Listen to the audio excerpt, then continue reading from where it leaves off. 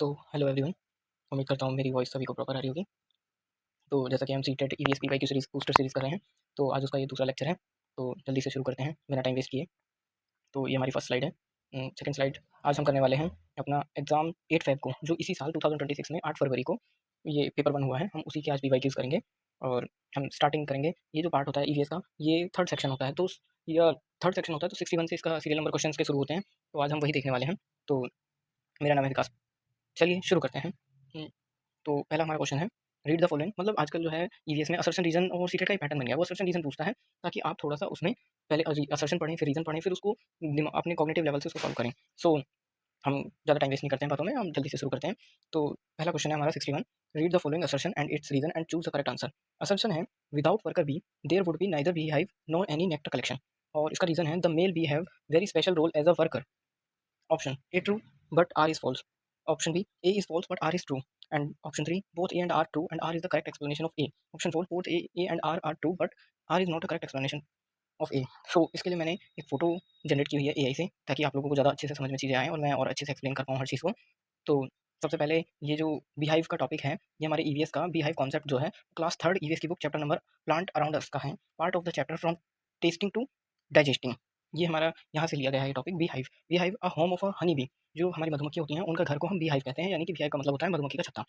Beehive is the home of honeybee. Bee live together in a well-organized way in hive and work as a team. जो मधुमक्खियाँ होती हैं वो एक well organise तरीके से रहती हैं कि छत्ता बना के काफ़ी लोग एक साथ रहते हैं, टीम की तरह काम करते हैं। और जो बीज की होती है, बीज जब एक साथ रहते हैं तो ये अपनी एक कॉलोनी बनाते हैं, तो बीज की कॉलोनी होती है। What is beehive? Beehive is a structure made by be using B wax. जो ये छत्ता होता है वो अपने बी वैक्स को यूज करके इस छत्ते को बनाते हैं। And it has many small room called cell. इसके अंदर बहुत छोटे छोटे छेद होंगे, आप लोगों ने देखा होगा। जो उनके छत्ता होता है उसको हम सेल्स बोलते हैं। और इसके अंदर ये लोग शहद को बना के रखते हैं, पोलन पोलन ग्रेन्स को, and young ones in the cell. और जो ये नए अपने बच्चे देती हैं, अंडे देती हैं, उनको ये उसमें बचा के रखते हैं। तो आगे बढ़ के हम और चीज़ें देखते हैं। अब ये जो बीज होती हैं ये भी 3 टाइप के होते हैं। एक जो पहली होती है हमारी वर्कर बी, सेकंड होती है हमारी क्वीन बी, थर्ड हमारे होते हैं मेल जो ड्रोन बी बोलते हैं हम उनको। वर्कर बी जो होती है देयर आर ऑल फीमेल। जो वर्कर बी होती है वो सारी फीमेल होती हैं। They are the busiest bee, वो सबसे बिजिएस्ट होती हैं। They collect nectar and pollen grain. उनका जो मेन जो काम है वो पोलन ग्रेन को और नेक्टर्स को कलेक्ट करना है। जो भी फूल से वो रस निकाल कर लाती हैं उनको कलेक्ट करती हैं बी हाइव्स के अंदर। दे मेक हनी, और उनका शहद बनाने का भी काम होता है। दे बिल्ड द हाइव, और वो हाइव को भी बनाते हैं। दे क्लीन द हाइव, वो हाइव की सफाई भी करते हैं। उनकी मधुमक्खी के छत्ते की सफाई भी करते हैं ये लोग। They take care of the baby bees, और वो अपने जो बेबी बीज होते हैं उनकी भी रखवाली भी करते हैं। दे प्रोटेक्ट हाइव, और वो हाइव को प्रोटेक्ट भी करते हैं। जैसे कोई हम लोग जब उनका शहद निकालने जाते हैं तो अगर हम उनको डायरेक्ट निकाल लेंगे तो वो अटैक कर देती हैं। तो उनका जो रोल होता है, they work do all work. Workers जो होती हैं वो सारे काम करती हैं और हाइव की सेफ्टी एंड कॉलोनी को हेल्दी रखने के लिए। अब जो हमारी जो सेकंड टाइप की होती है वो क्वीन बी होती है। She is the only fertile egg laying female in the hive. यही एक फर्टाइल होती है, इसीलिए इसको क्वीन बोला जाता है, क्योंकि यही एग एग मतलब अंडे देने का काम करती है। She is the mother of all the be in the hive, और वो ये सबकी जो हाइव के अंदर मधुमक्खी संतरे के अंदर जितनी मधुमक्खी हैं सबकी मदर होती है। She does not collect food और डू अदर वर्क, और ये कोई काम वाम नहीं करती है, क्योंकि भाई क्वीन क्वीन आदमी है, भाई ये क्वीन है, क्वीन का भी काम नहीं करती हैं, ये काम कराते हैं। और ये बहुत she live longer than other bee, और ये सबसे ज़्यादा दिन तक जीती है, क्योंकि ये कुछ काम वाम ही नहीं करेंगे। जब कुछ काम ही नहीं करेंगे तो भाई लंबे समय तक जिएंगे ही। और इनका जो मेन रोल होता है वो ले एग देना ही होता है और increase the number of bee, और ये अपनी जनसंख्या को बढ़ाते हैं।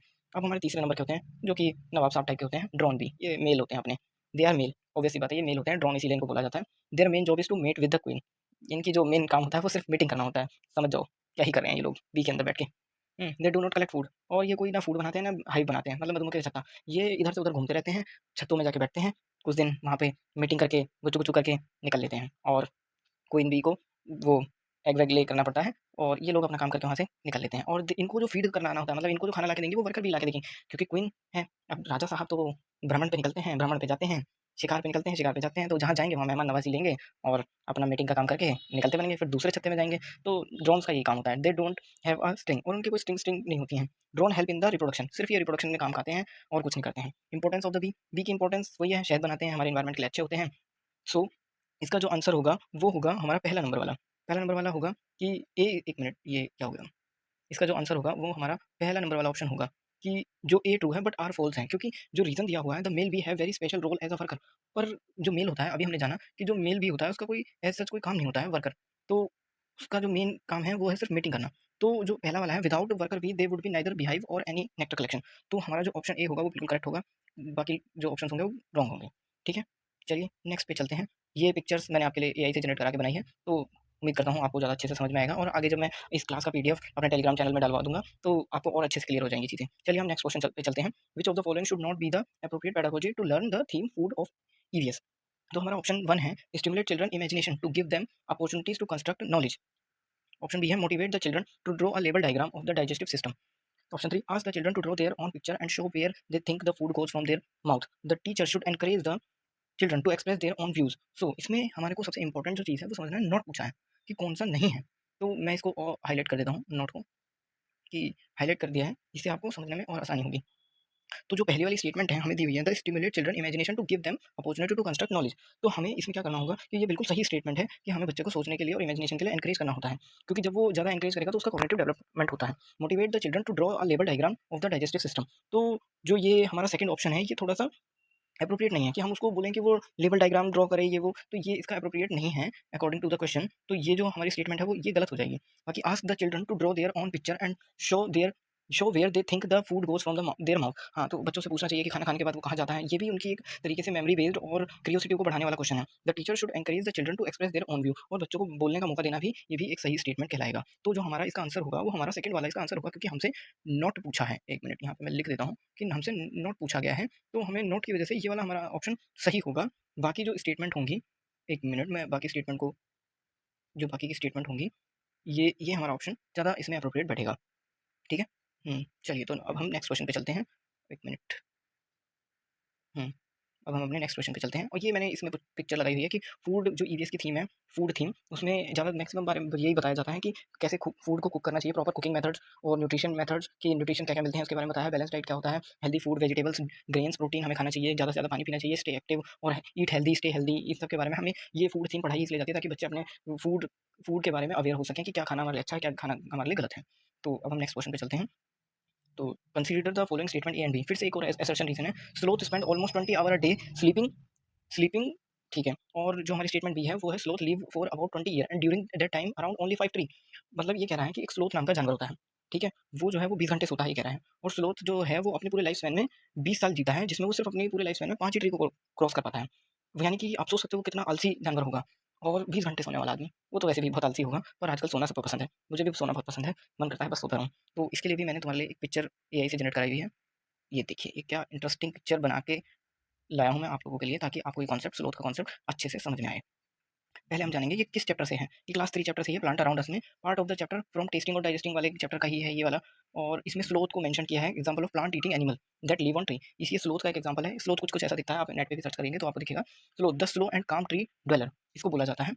ये एकदम स्लो काम करता है, मतलब इतनी धीरे चलता है कि अपनी पूरी लाइफ में 5 ही पेड़ों को पार कर पाता है। 20 साल की पूरी ज़िंदगी में बस 5 पेड़ ही तक ही जा पाता है, और एकदम काम रहता है। 20 घंटे सोएगा तो वैसे ही दिमाग ठंडा रहेगा बेचारे का। तो वही वाली बात है। Sloth are gentle slow moving mammal, और ये मैमल की कैटेगरी का होता है। They are well adapted to tree life, are known for their calm nature, और ये अपनी ट्री लाइफ को अडेप्ट कर लेता है। अब इसके बारे में थोड़ा जान लेते हैं। What is sloth? Sloth are mammal, ये मैमल की कैटेगरी के होता है। They live in forest for central and south of America. ये सेंट्रल और साउथ अमेरिका के जो फॉरेस्ट है ये वहाँ पे पाया जाता है हमारे को। They spend most of their life hanging upside down on trees, ये अपनी आधी से ज़्यादा ज़िंदगी जो है वो पेड़ों पे बिता देता है। दे आर फेमस फॉर, और ये अपने फेमस ही इसलिए है क्योंकि ये सबसे काम और स्लोएस्ट है, सबसे धीरा धीरे चलने वाला एनिमल होता है। अब इसके फिजिकल फीचर डाल लेते हैं। और इसका जो है थोड़ा सा राउंड फेस होता है, और स्मॉल आई होती है, छोटी छोटी आंखें होती हैं। They have a short tail, छोटी सी पूंछ होती है। एक बॉडी एकदम कवर होती है बड़े बड़े हेयर से, और इसके बहुत लंबे हाथ पैर होते हैं। They have 3 long curved carbs and on each, और इसकी 3 काफ्स होती हैं, each from leg and 2 each in hind legs. ठीक है। Their neck has extra joint, और इनकी जो नेक होती है उसमें एक एक्स्ट्रा जॉइंट होता है, तो so they can turn their head almost 270 degree. So आप सोच सकते हो कि अपनी जो गर्दन है उसको 270 डिग्री तक घुमा सकता है। ठीक है। Behaviour and lifestyle, sloth are very slow, ये एकदम स्लो एनिमल है, सबसे स्लोएस्ट एनिमल है। They move slow, so slow that are green, मतलब ये ग्रीन पत्तों को खाता है, एकदम स्लो स्लो चलता है। Further they helps them to hide, और जो इसका जो कलर है वो पत्तों के जैसा ही है, तो ये पत्तों में छुप जाता है, ज़्यादा दिखता नहीं है। ये इनके सर्वाइवल के लिए सबसे बेस्ट चीज़ है। और ये 15 से 20 घंटे सोता है। ये कुछ इंपॉर्टेंट फैक्ट है जो सीटेट पूछता है कि वो कितने घंटे सोता है। तो ये सारी चीज़ें आपको जरूर रीड करनी है इस पीडीएफ से, और मेरी वीडियो के थ्रू हम नॉलेज हब यूट्यूब चैनल पे आपको एकदम सटीक नॉलेज देने वाले हैं सीटेट की। तो they come down from tree only to go the bathroom, ये जो है ये सिर्फ बाथरूम और खाने के लिए ट्री से नीचे उतरता है, बाकी मैक्सिमम टाइम ये पेड़ों पे ही लटका रहता है। Food and diet, sloth are herbivorous, slow जो होता है वो हर्बीवोरस होता है, तो ये पत्ते-वत्ते खाता है। दे मेनली ईट लीव, बर्ड्स और फ्रूट, ये फल खाता है, फ्लावर्स खाता है, समटाइम छोटे-मोटे इंसेक्ट खा लेता है, तो ये हर्बीवोरस में आता है। दे मोस्टली ईट लीव्स, ये मैक्सिमम जो है वो पत्ते ही खाता है, which are low in energy, बहुत लो होते हैं एनर्जी में। इंपॉर्टेंस ऑफ स्लोथ, स्लोथ की बहुत इंपॉर्टेंस है, वही है, ये एक जानवर है। हर हर जो भी कोई भी लिविंग ऑर्गेनिज्म है उसकी, हमारी जो अर्थ है उसपे बहुत ज़्यादा इंपॉर्टेंस होती है, तभी वो जीवित हैं। अगर उसकी इंपॉर्टेंस नहीं होगी तो वो एंडेंजर्ड स्पीशीज़ होने लगते हैं।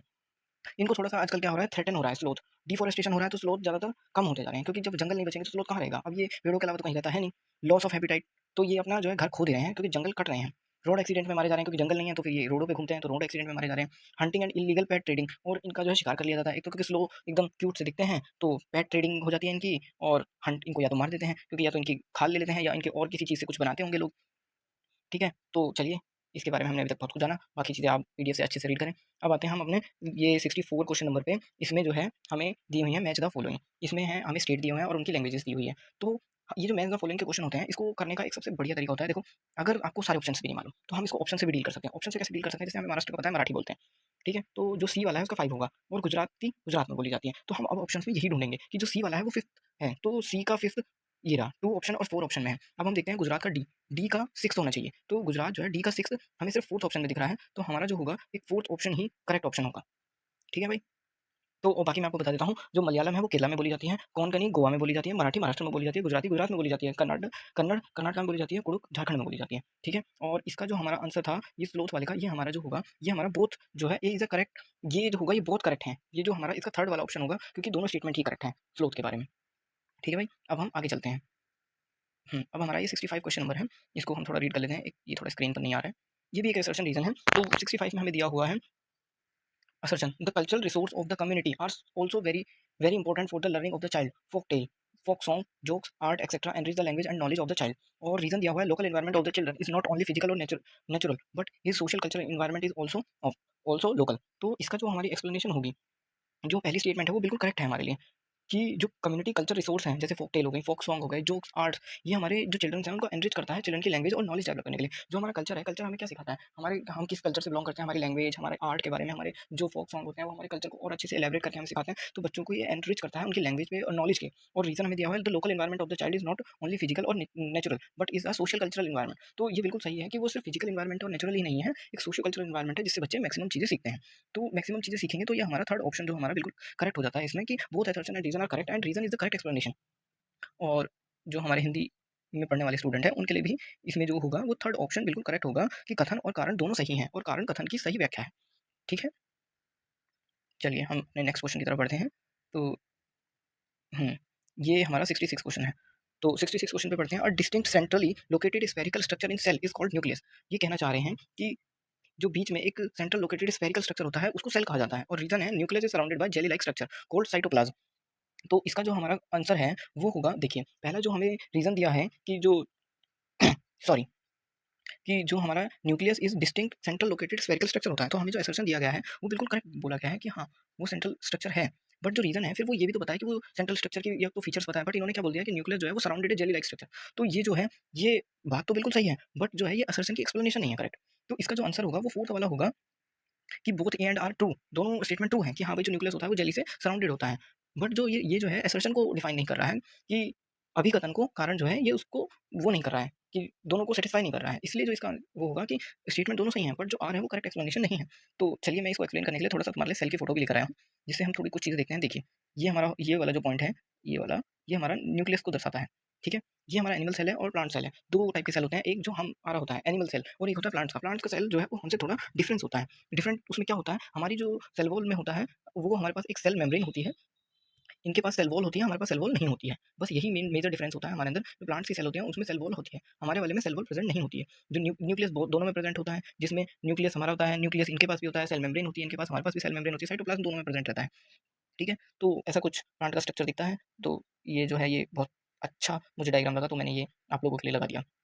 चलिए अब हम इससे 67 क्वेश्चन पे चलते हैं। ये भी हमारा एक असर्शन रीज़न है कि जो एनिमल हैं, animal whose ear you can see have hair on their body, these animal give birth to the young ones. ये कहना चाह रहे हैं कि जिन एनिमल्स के ईयर दिखते हैं हमें, विज़िबल हैं, animal whose ear you can सी, जो हम देख पा रहे हैं, वो जो एनिमल होते हैं वो अपने बच्चों को जन्म देते हैं, अंडे नहीं देते हैं। और जो स्टेटमेंट बी है वो है animal whose ear you can not see, they do not have hair on their body and lay egg. ये कह रहे हैं कि जिनके कान नहीं दिखते हैं, उनके जो शरीर पे हैं वो बाल कम होते हैं और वो अंडे देते हैं। तो जो ये हैं, ये जो क्वेश्चन है इसमें जो हमारा आंसर है वो ऑप्शन नंबर 3 है करेक्ट। क्यों? क्योंकि ये जो दोनों स्टेटमेंट हैं वो दोनों स्टेटमेंट बिल्कुल करेक्ट हैं। तो both A and B are correct. Okay? अब ये क्यों करेक्ट है, इसका मैं आपको एक फ़ोटो के माध्यम से तुम्हारे लिए बना के लेके आया हूँ, जिससे आपको और अच्छे से चीज़ें समझ में आएँ। Animal how we can group them. ठीक है। अब कुछ एनिमल होते हैं, animal whose ear you can see have hair on their body and give birth to young ones. ठीक है, जो मैमल्स होते हैं, these animals have hair fur on their body. जैसे हमारी गाय होती है, उनके उनके ऊपर, उनके जो शरीर के ऊपर होते हैं वो बाल होते हैं, हेयर्स होते हैं, और उनके कान भी जो होते हैं वो विजिबल दिख रहे होते हैं हमें, तो वो जो है अपने बच्चों को जन्म देते हैं। ठीक है, और द मदर फीड मिल्क, और ये जो लोग होते हैं ये अपने बच्चों को दूध पिलाते हैं। ठीक है, सबसे इंपॉर्टेंट तो इसमें कौन कौन से हमारे आ जाएंगे, cow, dog, cat, elephant, like deer, rabbit, monkey, horse etcetera. और फिर हमारे कुछ आ जाते हैं animals whose ear you can not see, जिनके कान हमें नहीं दिखते हैं, तो उनके शरीर पे बाल भी कम होते हैं। उनके देखो शरीर पे बाल कम होते हैं, कान दिखते नहीं हैं, तो वो अंडे देते हैं, और इसमें हमारे सारे जानवर आते हैं। एग्जाम्पल फिश, मछलियाँ, मेंढक, सांप, छिपकली, कछुआ, और बर्ड्स आते हैं, बटरफ्लाइज आते हैं। पर इसमें कुछ स्पेशल करेक्टर भी होते हैं जिनके बॉडी पे फर भी होते हैं। स्पेशल होता है जैसे कि कुछ एनिमल होते हैं जो अंडे देते हैं पर उनकी बॉडी पे फर होते हैं। जैसे आपने कुछ बर्ड्स को देखा होगा कि उनकी बॉडी पे बाल होते हैं। ठीक है, तो हम इनको आइडेंटिफाई कैसे करते हैं, जैसे बच्चों, कोई छोटा बच्चा, हम उसको दिखाएंगे कि जो खरगोश होता है उसके कान दिख रहे होते हैं, तो कान जो जिनके भी कान दिखते हैं वो लोग बच्चों को जन्म देते हैं, यंग वंस को। ठीक है, वो अंडे नहीं देते हैं। ठीक है, यही सबसे बड़ा डिफरेंस होता है। और चलिए अब हम अपने नेक्स्ट क्वेश्चन पे चलते हैं। टीचर ऑफ इन्वायरमेंटल स्टडीज, एक minute, the teacher of environmental study should include the local context of the children in conducting his her class activity, which of the following should a teacher pay attention to in order to incorporate the local context. तो इसका जो है हमारा, इसका answer हमारा होगा, देखो पहले हम ऑप्शन पढ़ते हैं। The selection of the local context should be pedagogically imaginative and ethically correct. Option B, selection of the local context should be from the text book of environmental study. Option C, local context should be selected according to the convenience of teacher. Option C, the selection of local context should be in line with the discipline of school. तो हमारा जो ये fourth option है वो बिल्कुल गलत है, कि वो लोकल कॉन्टेक्स्ट के साथ साथ डिसिप्लिन, स्कूल के डिसिप्लिन के अकॉर्डिंग होना चाहिए। तो ये तो हो ही नहीं सकता। और ऑप्शन थ्री भी हमारा गलत है, कि वो टीचर अपने कन्वेंस के हिसाब से सेट करेगा। तो इसका जो, और select local context should be from the text book, और हम बच्चे को बुक से भी नहीं बांध कर सकते हैं, तो हमारा ऑप्शन वन ही सबसे ज़्यादा अप्रोप्रिएट रहेगा, क्योंकि हम उसकी इमेजिनेशन स्किल्स को डेवलप करा रहे हैं कि वो कितना बियॉन्ड सोच सकता है। सो अब जो है हम आपको नेक्स्ट क्वेश्चन पे लेके चलते हैं। 69 क्वेश्चन पे हम आपको लेके चलते हैं अब। 69 कहाँ गया, ये ही है 69। उम्मीद करता हूँ ये स्लाइड आपको प्रॉपर दिख रही होगी। On the map of a big city following scale is mention. ठीक है, ये एक स्केल मेंशन्ड है। On if on this map the, जो मैं इस क्वेश्चन में बोला गया वो स्केल 1 सेंटीमीटर जो है वो दर्शाता है 845 मीटर को। Of if on this map the major distance between two point location of the city is 13.7 centimetre, the actual distance between the two location is approximately. तो वो दो उसको दो पॉइंट्स की डिस्टेंस को पूछ रहा है। तो हम इसमें क्या करेंगे, जैसे मैं यहीं पे कुछ लिखता हूँ चीज़ें। हमें स्केल दिया हुआ है 1 सेंटीमीटर इज इक्वल्स टू में 845 मीटर। ठीक है, तो मैप का डिस्टेंस है 13.7 सेंटीमीटर। तो हम क्या करेंगे इसमें, जो हमें 1 सेंटीमीटर का डिस्टेंस दिया हुआ है और इसमें हमें दिया हुआ है 13.7 का, तो हम, हमें ये पूछ रहा है कि टोटल डिस्टेंस कितना होगा। तो हम क्या करेंगे, हम 13.7 को मल्टीप्लाई कर देंगे, हम इसको मल्टीप्लाई कर देंगे 845 से। ठीक है, देन जो हमारा आंसर निकल के आएगा वो आएगा हमारा 115765 मीटर। ठीक है, और इसकी अप्रोक्सीमेट वैल्यू अगर हम इसको किलोमीटर में चेंज करेंगे, तो जो मीटर में आंसर होता है, मीटर में चेंज करने के लिए हम क्या करते हैं, हम डिवाइड कर देते हैं 1000 से। तो अगर आप लोगों को लग रहा है कि मल्टीप्लाई करने में प्रॉब्लम आ रही है, तो मैं मल्टीप्लाई का भी आपको एक शॉर्टकट तरीका बता सकता हूँ, कि या तो आप छोटी सी टर्म है उससे फटाफट कर लीजिए, या फिर इस पॉइंट को हटा दीजिए और पहले इस 5 को हम इससे मल्टीप्लाई करेंगे, देन इस 5 को इससे करेंगे, 4 को इससे करेंगे, देन 5 को 1 से करेंगे, 4 को इससे करेंगे, देन फिर 5 को, 5 तो हमने 1 तक कर दिया, इसके आगे डिजिट नहीं है, अब हम 5 को छोड़ देंगे, फिर हम 4 को 1 से करेंगे। और इस 8 को भी हम ऐसे ही मल्टीप्लाई करते रहेंगे, तो हमारा मल्टीप्लिकेशन जो फास्ट होगी, जिससे हमारा ये आंसर आ जाएगा। और इसको जब हम 1000 से डिवाइड कर देंगे, क्योंकि किलोमीटर में चेंज करने के लिए, तो ये हमारा 11.57 मीटर आंसर आएगा। ठीक है, तो इसका जो हमारा आंसर होगा वो हमारा आंसर नंबर 1 होगा, एकदम करेक्ट। ओके, चलिए अब हम नेक्स्ट क्वेश्चन पे चलते हैं। At the elementary level 70 question देखते हैं। At the elementary level which one of the following topic would be most suitable for discussion and experience sharing in the EVS, use of water and soluble substance, or Dandi March and concept of evaporation. Everyone does not get the facility of water equally, use of water and concept of density. So EVS at the elementary level encourage discussion, experience sharing and social awareness. तो जो EVS है वो elementary level पे discussion का एक part होना चाहिए। बच्चों से आप जितना ज़्यादा डिस्कशन करेंगे, बच्चे उतना ज़्यादा इंटरेस्ट लेंगे, जितना ज़्यादा एक्सपीरियंस उनको शेयर करेंगे अपनी, आप स्टोरी टेलिंग मेथड यूज़ कर सकते हैं, और नॉन टू अननोन वाला जो टीचिंग मैगज़िम्स होते हैं आप उनको यूज़ कर सकते हैं, जिससे बच्चे ज़्यादा से ज़्यादा इंटरेस्ट डेवलप करें। क्योंकि जो एलिमेंट्री स्कूल का बच्चा होता है, हमें उसका इंटरेस्ट डेवलप कराना होता है, ये इम्पोर्टेंट सबसे ज़्यादा होता है। तो जो हमारा इसका आंसर है वो यही होगा कि जो everyone does not get the facility of water, क्योंकि इसमें हम डिस्कस कर रहे हैं elementary, which of the following topic would be the most suitable for discussion and experience sharing in the class। ठीक है, तो use of water and soluble substance ये एक्सपीरियंस नहीं होगा। Dandi march and concept of evaporation, evaporation हम पढ़ा देंगे पर दांडी मार्च को हम डिस्कस कर सकते हैं। इतना ज़्यादा मतलब ये बहुत ज़्यादा एक्सपीरियंशियल लर्निंग इसमें नहीं होगी।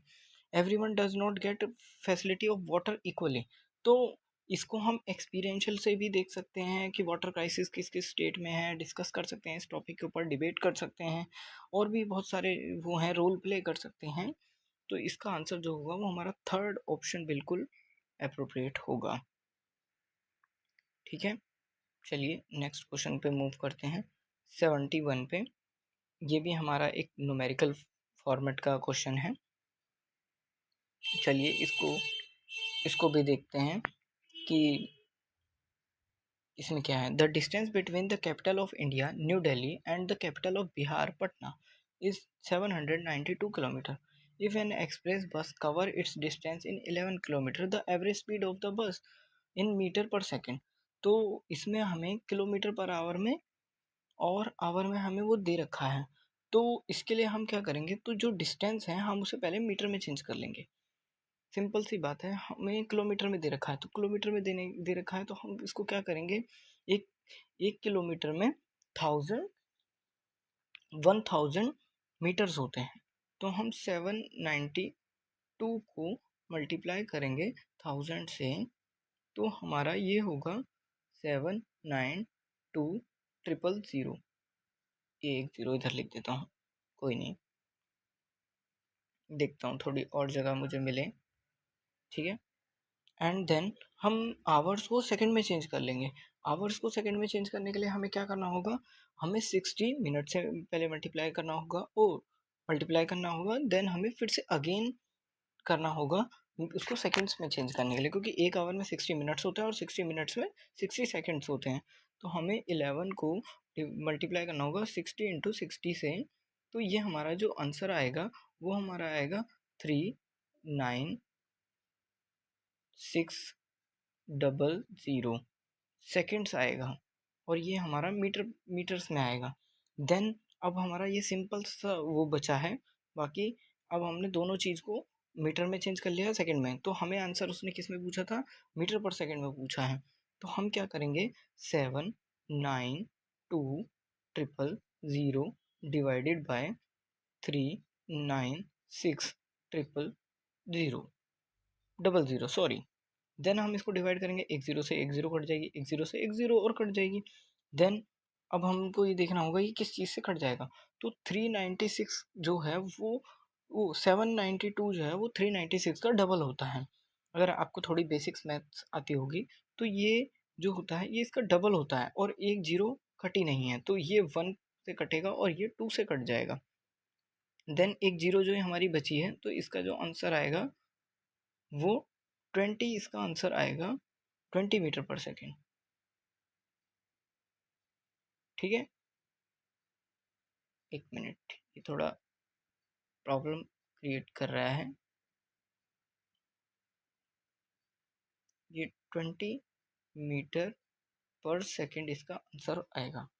तो इस ऑप्शन देखते हैं, हमारा फोर्थ ऑप्शन है वो 20 मीटर पर सेकेंड हमारा फोर्थ ऑप्शन है। ठीक है, चलिए नेक्स्ट स्लाइड पे मूव करते हैं, नेक्स्ट क्वेश्चन की तरफ। इन द फॉलोइंग क्वेश्चन, कि इसमें जो हमारा नेक्स्ट क्वेश्चन है उसमें ये कह रहा है कि जो in the following question assertion reason है। तो child local object are natural source of learning which should be given primacy in the classroom. और रीजन है when the living world in and around the school is available for the contemplation, children will be aware of environmental issues and will be able to nurture their interest. सो जो हमारा assertion है, local objects जो होते हैं should be given for priority in EVS teaching. तो local objects क्या होते हैं, जिनसे बच्चा पहले से अवेयर है, अपने घर से भी अवेयर है, तो उसको ईवीएस टीचिंग में हमेशा प्रायोरिटी दी जाती है। और रीज़न है, observing the living world in and around the school help children become aware of environmental issues and develop. जो लिविंग वर्ल्ड है, जब हम लोकल ऑब्जेक्ट का यूज़ करेंगे तो वो लिविंग वर्ल्ड से पहले से अवेयर है, तो वो उसको और ज़्यादा लिविंग वर्ल्ड में ज़्यादा चीज़ें, ज़्यादा इंटरेस्ट डेवलप होगा, तो ज़्यादा अच्छे से समझ पाएगा। तो जो रीज़न है वो करेक्टली एक्सप्लेन करता है लोकल सराउंडिंग्स को should use as a learning resource. तो जो रीज़न है वो एकदम एक्सप्लेन कर रहा है असर्शन को कि जो लोकल ऑब्जेक्ट है वो उसकी प्रायर नॉलेज को और बढ़ावा देंगे। तो इसका जो हमारा आंसर होगा वो हमारा थर्ड वाला ऑप्शन बिल्कुल करेक्ट होगा। Both assertion and reason are correct and reason is a correct explanation of assertion. एक मिनट पेन सेलेक्ट कर लेते हैं। ठीक है, तो हमारा थर्ड वाला इसका आंसर सीधा सीधा होगा। चलिए अब हम नेक्स्ट क्वेश्चन की तरफ मूव करते हैं। Which of the following assessment criteria at the district state national level inform various stake holder about a child's learning and also ensure quality of education। So इसमें हमसे पूछा है कि लर्निंग, पहला ऑप्शन है लर्निंग आउटकम, दूसरा option है learning outcome and competency, specific learning object, ये हमारा तीसरा ऑप्शन है, चौथा ऑप्शन है लर्निंग ऑब्जेक्ट। तो जो ये पूछ रहा है कि असेसमेंट क्राइटेरिया क्या होना चाहिए डिस्ट्रिक्ट स्टेट और नेशनल लेवल पर, जिससे हमें जितने भी एजुकेशन के स्टेक होल्डर्स होते हैं उनके बारे में चिल्ड्रंस लर्निंग को इंश्योर कर सकें, क्वालिटी ऑफ एजुकेशन को। आपने अपने डीएलएड या बीएड के टाइम पे ये पढ़ा होगा स्टेक होल्डर्स कौन होते हैं। जैसे एजुकेशन के स्टेक होल्डर्स कौन हैं, टीचर उसका स्टेक होल्डर है, स्कूल कमेटी वो उसके स्टेक होल्डर हैं, पेरेंट्स सबसे इम्पोर्टेंट स्टेक होल्डर होते हैं, स्कूल कमेटी एंड पेरेंट्स। तभी हम इन लोगों को ज़्यादा इंपॉर्टेंट कंसीडर करते हैं। देन हमारी कम्युनिटी होती है और फिर अदर सोर्सेज होते हैं, गवर्नमेंट वगैरह भी इसके एक स्टेक होल्डर होते हैं। तो ये जो क्वालिटी को मेंटेन करने के लिए इसमें जो सबसे बेस्ट ऑप्शन मुझे लग रहा है वो यही होगा कि जो हमारा लर्निंग आउटकम एंड कॉम्पिटेंसी को डेवलप करने के जो असेसमेंट क्राइटेरिया होना चाहिए, तभी हम अपनी जो एजुकेशन की क्वालिटी है उसको मेंटेन कर पाएंगे। तो two option two is correct. Then हमारा नेक्स्ट क्वेश्चन की तरफ हम मूव करते हैं। As per the EVS curriculum which one of the following topic related to family and friend should be most suitable for class 3 children, cause of the changing nature of the family. तो हमारा इसमें पहला option है cause of the changing nature of the family, change in the family, change in the family और society as a family और family tree. तो इसमें हमसे पूछा है which of the following topic related to the family and friends should be most suitable for class children 3। अब तो हमें थर्ड क्लास का चिल्ड्रन है उसको हमें एक्सप्लेन करना है topic of family tree is age appropriate. जो तीसरी क्लास का बच्चा है वो cause of changing nature of family, मतलब फैमिली का नेचर बदलना कि वो क्यों न्यूक्लियस बन गई या क्यों जॉइंट फैमिली से वो न्यूक्लियस में हो गई, ये सब तो थर्ड क्लास के बच्चों को हम बता नहीं सकते। Change in the family, family में बदलाव आ जाते हैं कि पहले दो चाचा और पापा साथ रह रहे थे फिर वो अलग अलग रहने लग गए, तो फैमिली में एकदम से चेंज आते हैं। Society as a family, society as a family तो एक बहुत ब्रॉडर टर्म हो गई है, तो हम उसको एक्सप्लेन नहीं कर पाएंगे। तो हम थर्ड क्लास के लिए एज अप्रोप्रिएट जो हमारा है हम उसको फैमिली ट्री बताएंगे कि भैया देखो मम्मी है पापा हैं, मतलब छोटा बच्चा है बहुत, तो उसकी एज के अकॉर्डिंग ही तो हम चीज़ें उसको पढ़ा सकते हैं। अगर हम उसकी एज से ज़्यादा एक्स्ट्रा चीज़ें पढ़ा देंगे तो बच्चे को तो समझ ही नहीं आएगा कि अरे भाई एकदम से उसको भारी भरकम हम कॉन्सेप्ट देने लगेंगे तो वो बहुत ज़्यादा कंफ्यूजन में आ जाएगा। अब ये मैंने एक फैमिली फ्रेंड को थीम को समझाने के लिए पूरा एक इमेज ही लगाया हुआ है आप लोगों के लिए, इसको देखिए एक बार। Family and friend, we need both family and friends to live happily and grow well. What is family, family क्या होती है, family is a group of a people who live together. Family एक लोगों का ग्रुप होता है जो एक साथ रहता है और हैप्पीनेस को शेयर करते हैं अपने बीच में। कभी कभी खुशियाँ भी आती हैं, कभी खुशी कभी गम भी होता है, और फैमिली मेम्बर्स एक दूसरे को प्यार करते हैं, सपोर्ट करते हैं। और जो हमारे दोस्त होते हैं, दोस्त भी हमारी हैप्पीनेस के लिए, मेंटल पीस के लिए बहुत ज़रूरी हैं, क्योंकि जब तक हम फ्रेंड्स नहीं बनाएंगे तो हम अपना मेंटल स्ट्रेस और हमारा जो फ्री टाइम है, हमारा जो इंजॉइंग टाइम है, वो कहाँ हम करेंगे। और फैमिली की टाइप देख लेते हैं। जैसे न्यूक्लियस फैमिली होती है जिसमें फादर मदर और 2 चिल्ड्रन होते हैं। फिर आती है जॉइंट फैमिली दूसरे टाइप की, जिसमें ग्रैंड पेरेंट्स भी होते हैं, चाचा चाची मामा मामी भी होते हैं। और फिर आते हैं सिंगल पेरेंट फैमिली, जिसमें एक ही पेरेंट होता है, या तो मदर अपने बच्चे को संभाल रही होगी या तो फादर अपने बच्चे को होगा।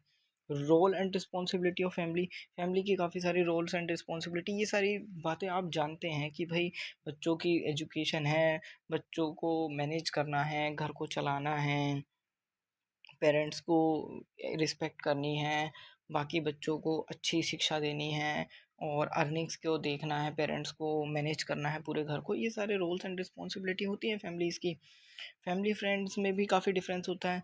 Family are born in we are born in family, और फ्रेंड्स को हम चूज़ करते हैं। फैमिली मेम्बर आर रिलेटेड, वो हमारे ब्लड रिलेशन से होते हैं, फ्रेंड्स हमारे ब्लड रिलेशन के नहीं होते हैं। फैमिली हमारा ध्यान रखती है, फ्रेंड्स हमारे को सपोर्ट करते हैं। और family long lasting bond share करती है। फ्रेंड्स हम इंजॉय हैप्पीनेस करते हैं, कुछ हमारे टेम्पररी फ्रेंड्स होते हैं, कुछ लॉन्ग टर्म बन जाते हैं। तो इम्पोर्टेंस ऑफ फैमिली, फैमिली की बहुत सारी इम्पोर्टेंस है। सपोर्ट होता है, मेंटल पीस प्रोवाइड कराते हैं हमको, एक अच्छी गाइडेंस प्रोवाइड कराती है फैमिली, एल्डर लोग, और जॉयबल लाइफ को जीने में हेल्प करती है। आजकल लोगों को पता नहीं क्या हो गया है, ये अपनी फैमिली सेटअप करने की जगह लोग बहुत उल्टे सीधे काम करने लगे हैं। बट जो फैमिली है वो ऐसी ही बनती है कि 2 लोग अपनी फैमिली में, एक कपल हैं वो 2 लोग रहें और अच्छे से घर बनाएँ, अपने बच्चे वगैरह को देखें, ये एक हैप्पी फैमिली की पहचान होती है। हाउ टू बी अ बाकी मैं कौन होता हूँ जज करने वाला, जिसको जैसे हैप्पीनेस मिले वो करे। How to be a good friend, अच्छे दोस्त बनाने चाहिए, किसी का अच्छा दोस्त बनना चाहिए, काइंड, पोलाइटनेस, ये सारी शेयरिंग, केयरिंग, ये सारी चीज़ें हमारे अंदर क्वालिटी होनी चाहिए। तो चलिए आगे बढ़ते हैं हम अपने नेक्स्ट क्वेश्चन की तरफ। It is said that children learn, एक मिनट थोड़ा पानी पी लेते हैं।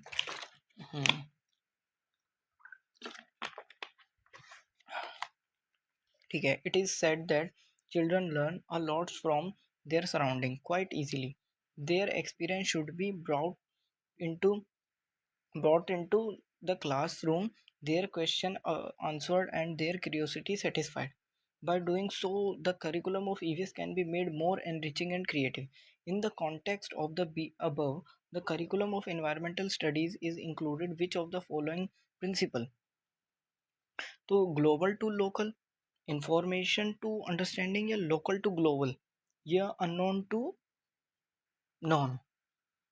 तो जो इसमें है, ये हमें पूछ रहा है, यह कहा जाता है कि बच्चे अपने परिवेश से बहुत कुछ आसानी से सीखते हैं, उनके अनुभवों को कक्षा में लाया जाना चाहिए। तो इसमें जो मुझे लग रहा है, वो वैसे तो इसका आंसर होना चाहिए नॉन टू अननोन, बट ये जो ऑप्शन है ये थोड़ा गलत लिखा हुआ है मेरे अकॉर्डिंग, मुझे ऐसा क्यों लग रहा है, बट कोई नहीं, दोबारा से क्वेश्चन पढ़ते हैं। Children should lots of their surrounding quiet. Their experience should be brought into the classroom and their question answered and their curiosity satisfied. By doing so, the curriculum can be made more enriching and creative. In the context of above, the curriculum of environmental study is indicate which of the following principle. The question says that children learn from their surrounding. Experiences should be brought into the classroom. They reflect EVS principles that already known and connecting to the new learning. तो known से unknown की तरफ connect करना चाहिए, but the option represent is known to unknown.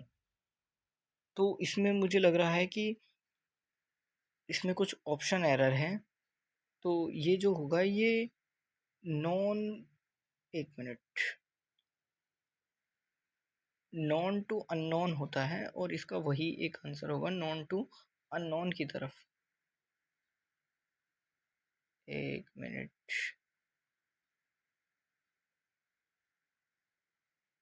थोड़ा छोटा लिखते हैं, स्क्रीन पे आ नहीं रहा है। From known to unknown.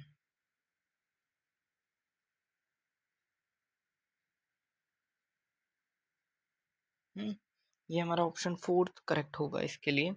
तो बेसिकली ये थोड़ा ऑप्शन को पलट लिख गया होगा बाय मिस्टेक, बट कोई नहीं।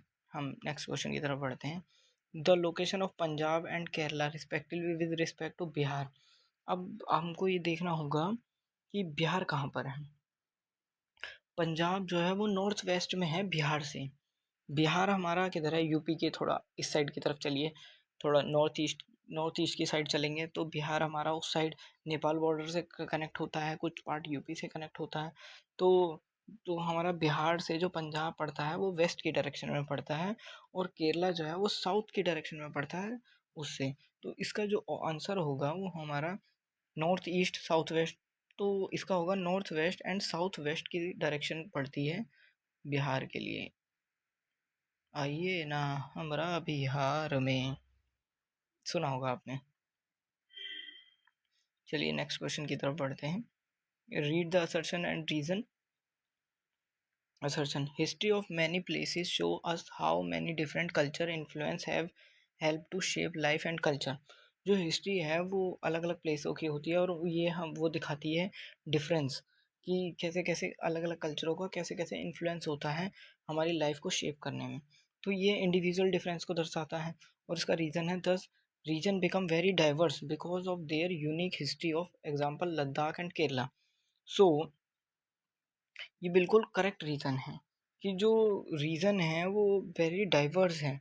यही हमारी कल्चर यूनिकनेस को दिखाता है, इंडिविजुअल डिफरेंस को दिखाता है। लैंग्वेज, कलर, हमारा culture, language, food food diversity और कपड़ों की डाइवर्सिटी, ये सारी चीज़ें को ये हमारे को दर्शाता है।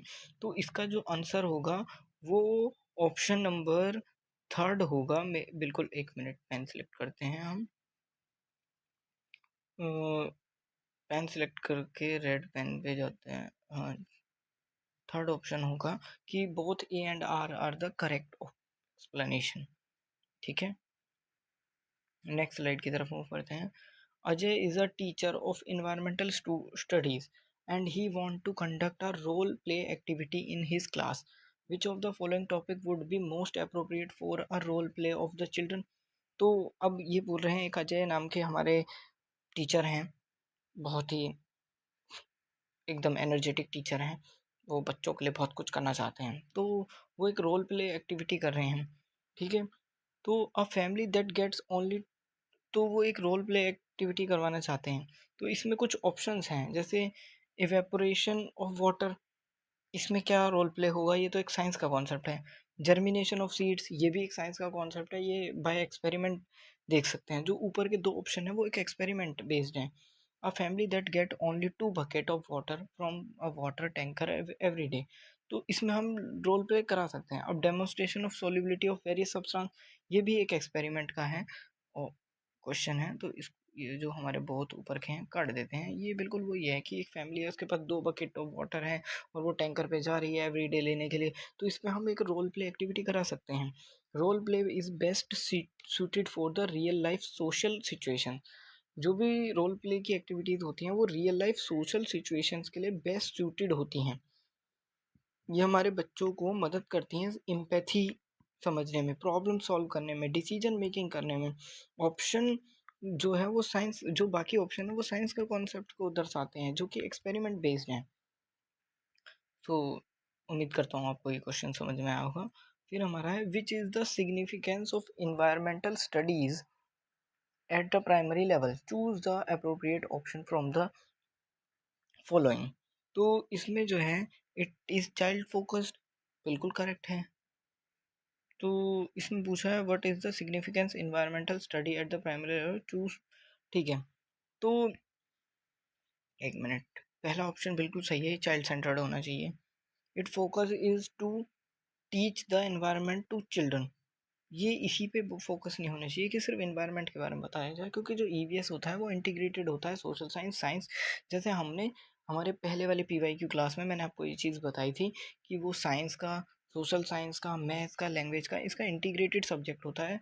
तो environmental studies make children experience their environment, बिल्कुल करेक्ट है। Its objective is to develop positive attitude, problem solving skill, values, बिल्कुल सही है। तो इसका जो करेक्ट ऑप्शन होना चाहिए वो होना चाहिए ACD, हमारा ऑप्शन नंबर 2 इज बिल्कुल करेक्ट। चलिए आगे बढ़ते हैं। Which one of the following tool is use to cut the dried leave from the top of the onion in Karnataka. तो जो हमारा ये है, ये इसका जो ये है, इसमें पूछा गया है कि जो ऊपर के ऑनियन ट्री के ऊपर की लीव्स होती हैं उनको कट करने के लिए कौन सा टूल इस्तेमाल किया जाता है। तो एनसीईआरटी के अकॉर्डिंग जो 4th क्लास की है, जो chapter number on the move again नाम से, उसमें ये बताया गया है एक इलीज एलीज इलीगे इलीगे जो टूल होता है उससे काटा जाता है इसके ऊपर के पार्ट को। ये एक इंस्ट्रूमेंट होता है, जैसे हमारी नॉर्थ इंडिया की साइड में हम उसे एक दराती बोलते हैं जिससे घास काटते हैं, ऐसे ही उसी टाइप का ये इलीगे नाम का एक वो होता है। क्योंकि देखिए नाइफ होता नहीं है, बाकी जो है वो अदर फॉर्म ऑफ इंस्ट्रूमेंट्स हैं। इलीगे ही जो होता है जो कर्नाटक में यूज़ किया जाता है, सबसे तो बेस्ट ये ऑप्शन है। अब चलिए 81 क्वेश्चन नंबर पे आते हैं। एन इन्वायरमेंटल स्टडीज टीचर, एक इन्वायरमेंटल स्टडीज टीचर है of class 4th made a different group of children in the class to do a task making letter box on the theme traveled during the work of making the model of the letterbox. As children also assessed their work, which of the following assessment tool would the teacher have used to assess children activity? एक teacher है environmental studies का, वो 4th class में एक activity perform करा रहे हैं कि एक लेटर बॉक्स बनाना है, थीम है ट्रेवल, ट्रैवल थीम है during the work making model. और जब ये वर्क कर रहे हैं तो टीचर कैसे उनको असेस करेगा। तो हमारा पहला ऑप्शन है, ये जो हमें 4 ऑप्शन दिए हुए हैं, चेकलिस्ट एंड अचीवमेंट टेस्ट, ये ऑप्शन होता है बट चेकलिस्ट इस वाले केस को सूट नहीं करती है। चेकलिस्ट का मतलब होता है कि यस और नो में हम टिक करते जाएंगे, तो बट ये इसको सूट नहीं कर रही है। Achievement test and anecdotal record ये भी नहीं है, हम इसमें कोई ऐसा रिकॉर्ड नहीं करेंगे। वर्कशीट, अब हमने जब मॉडल बनाने के लिए दे दिया तो वर्कशीट का कोई रूल नहीं है, तो हाँ हम इसमें पोर्टफोलियो का को लेंगे असेसमेंट करने के लिए कि बच्चे ने क्या क्या काम किया। अगर उसने एक लेटर बॉक्स में एक दीवार बनाई है तो हम पोर्टफोलियो में अटैच करेंगे, उसने उसके बारे में क्या लिखा वो सारी चीज़ें। पोर्टफोलियो क्या होता है? पोर्टफोलियो होता है overall progressive report of the children. ठीक है, चलिए अब हम 82 अपने क्वेश्चन नंबर पे चलते हैं, जिसमें है I am a tree of desert area, I grow without much water, my wood is not affected by insect and my bark is used for making medicine, guess who I am, choose the correct answer from the following। तो ये जो होता है, ये इसमें बोला है कि I am a tree of desert, मैं डेजर्ट का प्लांट हूँ, बिना पानी के जिंदा रह जाता हूँ। और वुड है वो अफेक्टेड होती है इंसेक्ट, एंड जो मेरी छाल है उसकी दवाइयाँ बनती हैं। तो ये जो हमारा कॉन्सेप्ट है वो क्लास 4 की एनसीईआरटी में दिया हुआ है, बिजी मंथ, और ये राजस्थान का जहाँ पे हमारे टॉपिक पढ़ाया जाता है वहाँ पे होता है। और इस प्लांट होता है खेजड़ी प्लांट होता है ये हमारा। ऑप्शन नंबर 1 डेट पाम नहीं होता है, एशिया ये भी नहीं होता है, डेजर्ट होगा। डेजर्ट होगा हमारा एक ईवीएस में अलग टॉपिक है, जो कि ऑस्ट्रेलिया में एक पाया जाता है पेड़, जिसकी छाल में हम इसकी जो जड़ें होती हैं वो, पहले डेजर्ट ओका का बताता हूँ। डेजर्ट ओका की जो रूट होती हैं वो समुद्र तक गई होती हैं, एकदम बहुत लॉन्ग जमीन के अंदर रूट होती हैं, और इसकी छाल में जब भी हम छेद करेंगे तो ये पानी देता है, फ्रेश वाटर प्रोवाइड कराता है, और ये ऑस्ट्रेलिया में पाया जाता है। और खेजड़ी प्लांट जो होता है इसको कम पानी चाहिए होता है, राजस्थान में मिलता है, इसकी जो छाल है उससे हम दवाइयाँ बनाते हैं, और वो इसकी जो लकड़ी है वो अफेक्ट नहीं कर पाती है इंसेक्ट के द्वारा, तो ख़राब नहीं होती है। Found in desert area, need very little water, resist to insect, तो और इससे दवाइयाँ भी बनती हैं, तो हमारा ऑप्शन 1 बिल्कुल करेक्ट होगा। चलिए 83 पे जाते हैं, फिल इन द ब्लैंक्स पे। फिल इन द ब्लैंक्स जो होगा इसमें है यूरिया इनऑर्गेनिक फर्टिलाइज़र है, काओ डंग, तो काउ डंग जो है पहले वाला, तो यूरिया जो होता है वो इनऑर्गेनिक फर्टिलाइज़र है। तो हमें पहले एक सब्सटेंस बताया गया है, फिर उसके फीचर्स बताए हैं। तो काउ डंग के क्या फीचर होंगे? काउ डंग क्या होता है? हमारा मैन्योर होता है। तो ऑप्शन में 1 में मैन्योर है, 2 में फेविकोल है, 3 में ऑर्गेनिक फर्टिलाइज़र है, रबर है। और देखो जो हमारा काउ डंग होता है वो ऑर्गेनिक फर्टिलाइज़र नहीं होता है, वो हमारा मैन्योर होता है। मैन्योर हमारा होता है डेड एंड डिकेइंग मैटर से जो भी नेचुरल अकरिंग खाद होता है। ऑर्गेनिक फर्टिलाइज़र को हम लैब्स में प्रिपेयर करते हैं। तो जो मैन्योर है वो 2 ऑप्शन में है, और दूसरा है गम नेचुरल एडहेसिव है, और dash is a artificial attach. तो इसका सीधा सीधा ऑप्शन 1 से कनेक्शन है। मैन्योर इसमें आएगा, मैन्योर मैन्योर, और इसमें आएगा फेविकोल से, फेविकोल से। तो हमारा ऑप्शन 1 बिल्कुल खाद और फेविकोल करेक्ट हो जाएगा। चलिए हम 84 क्वेश्चन पे चलते हैं। Many lessons in the NCERT EVS text book are based on the real people and their real life experience. Why would the book develop committee have include real peoples?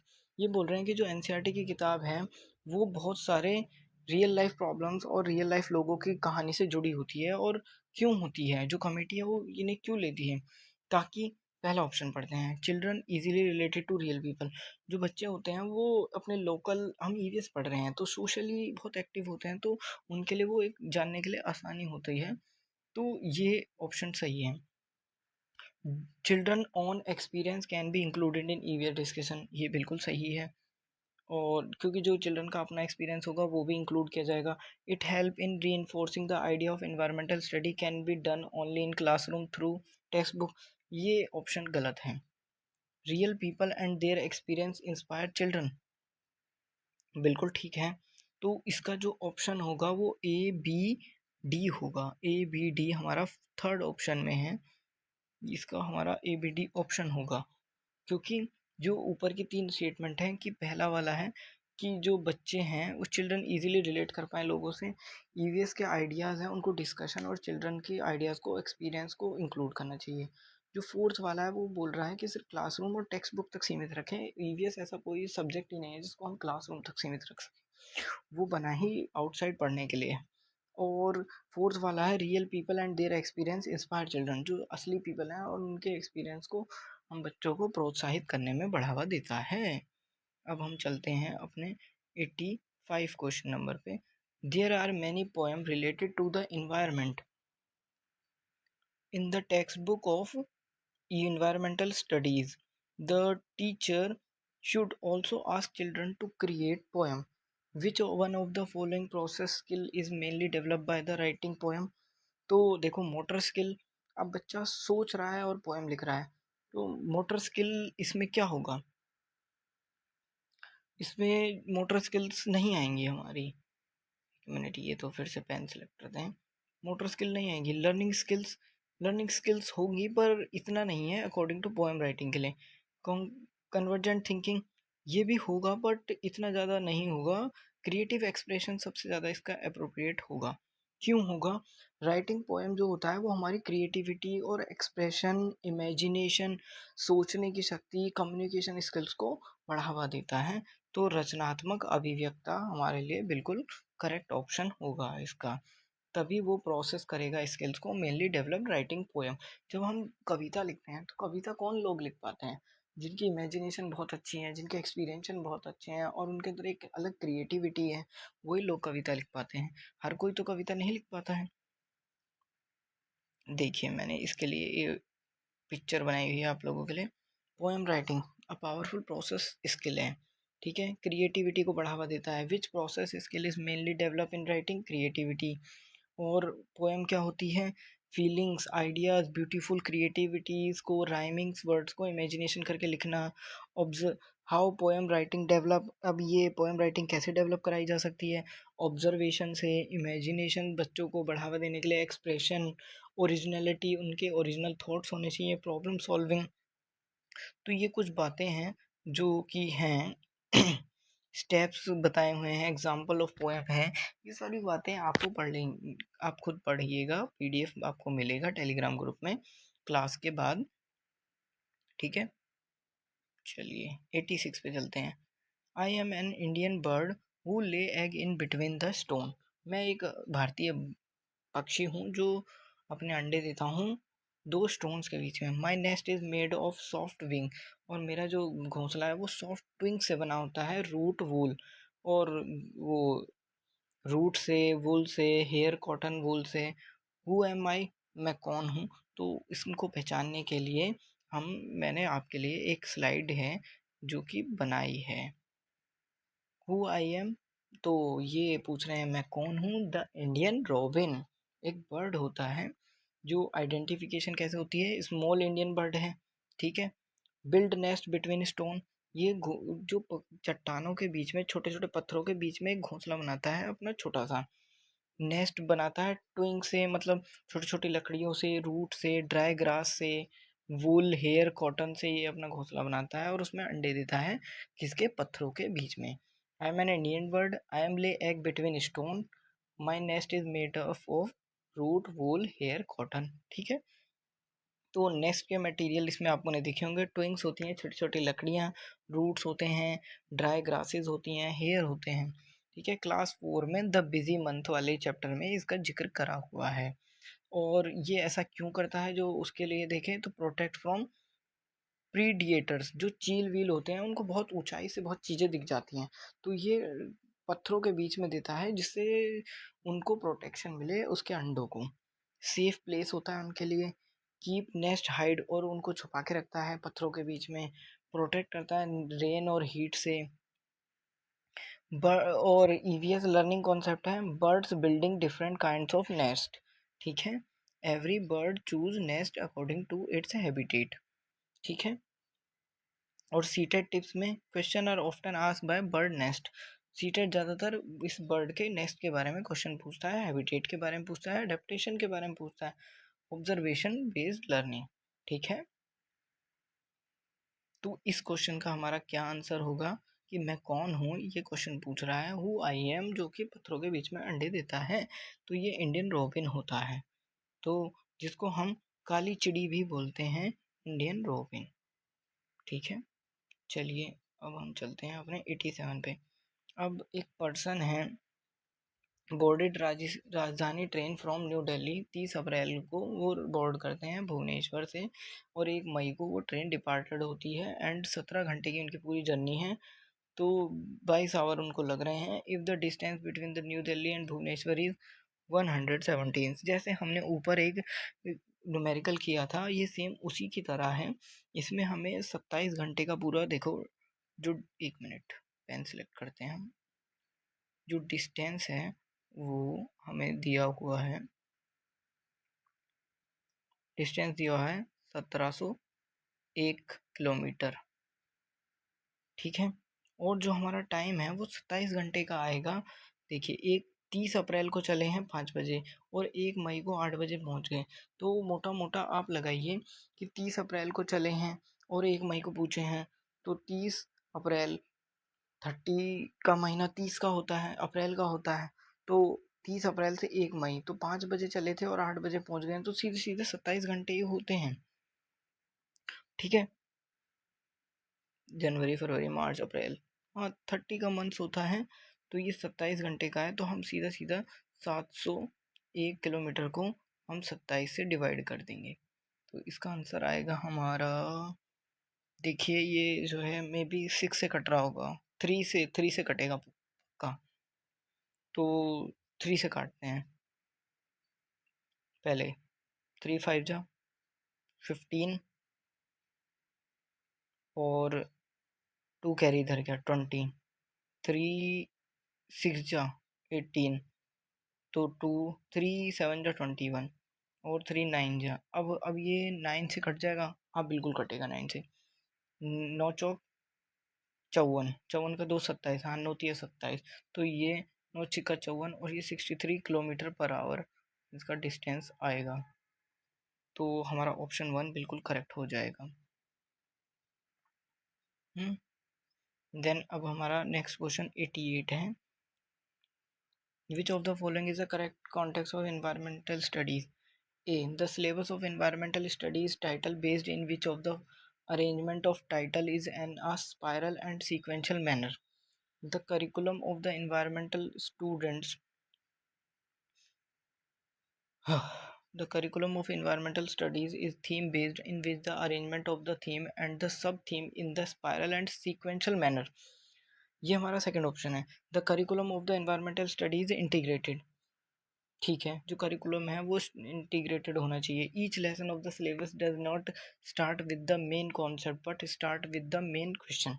ठीक है, तो इसमें जो है वो चारों ही तीनों ही जो ऑप्शन है वो हमारे सही हैं. डी ही सिर्फ इनकरेक्ट है. Each lesson of syllabus does not start with the main concept but start with the main question. According to me कि हाँ, ए बी सी बिल्कुल करेक्ट है. बट इसके लिए मैंने आपके लिए एक फ़ोटो भी ऐड की है. तो which of the following is incorrect in the context of the environment. ठीक है, option A. The syllabus of environmental study is titled based on the arrangement on spiral sequential learning. ये बिल्कुल गलत है. तो B. The curriculum of environmental study is theme based, in which the arrangement of the theme sub theme is spiral and sequential. हाँ, option B and C बिल्कुल correct हैं. और जो स्पायरल लर्निंग होती है वो इस टाइप की होती है. देखो, ये जो हमारे फोटो के राइट साइड में दिखाया हुआ है कि इस टाइप की स्पायरल लर्निंग कहा जाता है. The curriculum theme based is spiral and sequential arrangement of B. ये बिल्कुल करेक्ट है, एक्सप्लेनेशन है. और जो हमारी सी वाली है, the curriculum of environmental studies is integrated, बिल्कुल सही है. मैंने आपको पहले भी बताया था कि जो हमारी ईवीएस की थीम है वो बिल्कुल इंटीग्रेटेड है. देखिए, साइंस को पढ़ाता है, सोशल साइंस को पढ़ाता है, मैथ्स को, आर्ट एंड लैंग्वेज को और हेल्थ एंड वैल्यूज़ को पढ़ाता है. और जो हमारा फोर्थ वाला है, does each lesson start with main question, ये हमारा गलत होगा कि पहले ट्रिगर्ड होगा फिर एक्सप्लेनेशन. इंटीग्रेटेड नेचर होता है ईवीएस का. ये बात बिल्कुल करेक्ट है. Theme based curriculum spiral sequential ये हमारी आगे की क्लास के लिए बेटर होता है और स्टेप बाय स्टेप प्रोसेस होता है. तो हमारा जो इसका आंसर होगा वो बिल्कुल ये वाला होगा, ए बी सी. हाँ, A B C is the correct option. Then आगे बढ़ते हैं. A teacher demonstrate an experiment to his class. एक टीचर है जो अपने एक्सपेरिमेंट को डेमोन्स्ट्रेट कर रही है. How mirror become hazy when we exhale air on it. मतलब कि जो मिरर होता है उसके ऊपर हम जब अपने मुंह से थोड़ा छोड़ते हैं तो वो एकदम वैसा भाप जैसी उसके ऊपर आ जाती है, तो वो हैज़ी दिखने लगता है. Which general objective of teaching EVS is being achieve through this experiment. इस एक्सपेरिमेंट के थ्रू हम कौन सा जनरल ऑब्जेक्टिव अचीव कर रहे हैं, तो ये हमें इस क्वेश्चन के माध्यम से पूछा गया है. तो जो इसका आंसर है वो यही है. देखिए, एक मिनट.